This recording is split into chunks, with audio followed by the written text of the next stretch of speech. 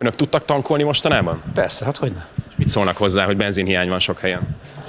Remélem, hogy rá fog múlni. A Telexhez az elmúlt 2 hétben számos olvasói beszámoló érkezett arról, hogy az ország több pontján elfogyott a benzin.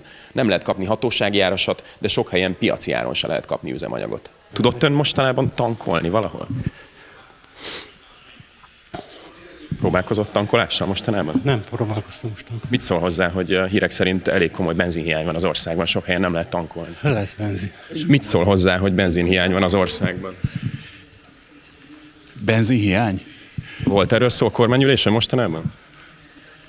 A kormány minden az országot érintő stratégiai ügyről beszél. De mit szól hozzá, hogy benzinhiány van? Kérdezze meg a MOL-t. Fél évvel ezelőtt mondta Hernádi Zsolt, hogy ki kéne vezetni az Árstoppot, mert hogy benzinhiányt fog okozni, és most látjuk is, hogy országszerte az embereknek nehéz tankolni, nincs benzin. Igen, az én vélemény az, hogy ez így egyre tarthatatlanabb, tehát valamilyen más megoldásra van szükség, így gondolom. És így visszagondolva, esetleg lehet, hogy hamarabb kellett volna lépni, hogy ne alakuljon ki ilyen helyzet, mint ami most van?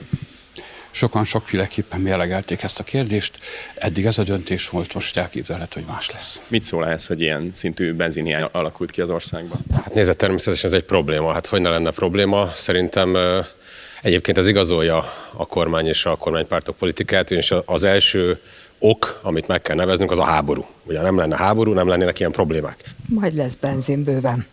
Nem kellett volna rémhírt terjeszteni, és akkor már is lett volna benzin mindenhol. A sajtó hibája, hogy nincs benzin sok helyen? Én nem ezt mondtam. És az ársapkával mit kéne tenni? Ugye Hernádi Zsolt már fél éve azt mondta, hogy ki kéne vezetni az ársapkát. Szerintem meg kell tartani. Tehát akkor továbbra is benzinhiány lesz. Nem lesz benzinhiány, mert a kormány mindent megtesz annak érdekében, hogy ne legyen benzinhiány. A háború az elég sok más országot érint, Ukrajnát is például, és mindegyikben van benzin. Csak Magyarországon alakult ki hiány. Ráadásul Magyarország az kivételt kapott az olajembargó és az olajársapka alól is. Így igaz, csak az a különbség, hogy a többi országban, amelyeket ön említ, az európai országokban mindenhol jelentősen drágább az üzemanyag, mint most nálunk. Ha önök komolyan veszik a tájékoztatásnak a korrektségét, akkor nem csak az érem egyik oldalt mondják el, azt is, hogy Szászhalombattán a finomítónak rövid idejű leállást kell tennie, mert ott karbantartási munkálatok folytak. Tudott-e mostanában tankolni? Igen, tudtam.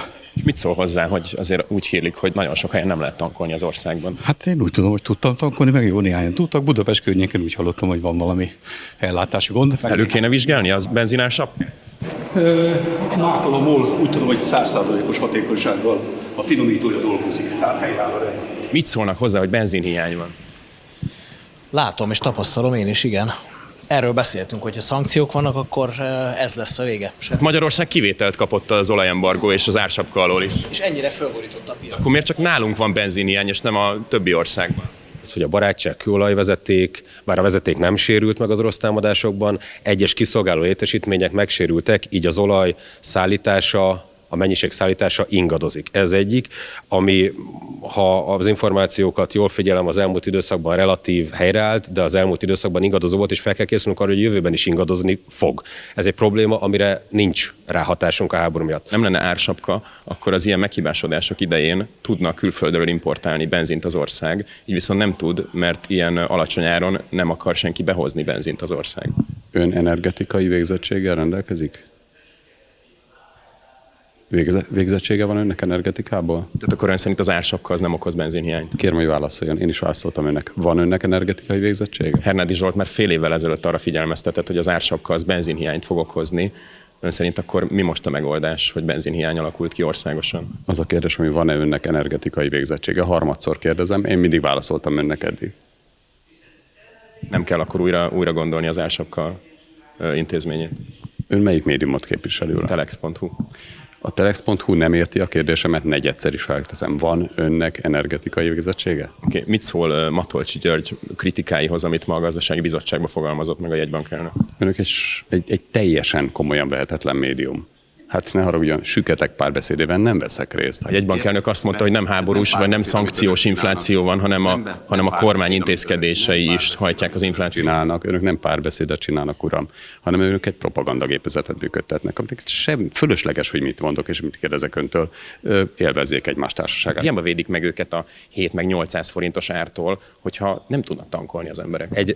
Egyrészt azért, ha nehezen is, de azért hozzá lehetett jutni az üzemanyaghoz, hogyha nagyobb mennyiségben, az elvárt normális mennyiségen, vagy ahhoz közel tud érkezni az oroszolaj, és a MOL 100 halombattai finomítója megfelelően tud működni, akkor az ellátási hiány, illetőleg a vásárlók kiszolgálása, én abban bízom, hogy rövid időn belül javulni fog jelentősen. De akkor nem gondolja, hogy elhibázott lépés volt az ársapka, különösen ilyen sokáig fenntartani, mert ahogy most ön is kifejtette, tök sérülékenyé tette a magyar gazdaságot, és hogyha például valami baj van a finomítóban, vagy a vezetéken, akkor nem lesz benzin. Miközben nem lenne az ársapka, akkor ilyenkor egyszerűen a külföldi importtal lehetne fedezni, ami kimarad itthonról, az itthoni termelésből. Ugye én soha nem gondolok semmilyen olyan politikát elhibázottnak, amelynek a célja az, hogy megvédje a magyar embereket. És a benzinársapkának, mint minden más ársapkának is, az volt a célja, és az a célja most is, hogy megvédje a magyar embereket. Hogyha ezt a politikát nem vezettük volna, vagy elengedtük volna, akkor ön és mások számtalanszor itt vagy másút azt kérdezték volna meg tőlem, és azzal támadtak volna meg, hogy miért 700 meg 800 forint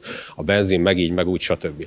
Ugyanakkor az önök fölvetésének az a része szerintem is jogos, hogy meg kell vizsgálni. Nyilvánvalóan a kormány folyamatosan vizsgálja az ársapkák rendszerét, a benzinársapka rendszerét is, ha szükséges, akkor a kormány döntést hoz, és majd erről tájékoztatást fog adni. És végül megpróbáltuk megkérdezni Pintér Sándor belügyminisztert arról, hogy mit szól a hónapok óta zajló tanártüntetésekhez, a sztrájkokhoz és a polgári engedetlenségi akciókhoz.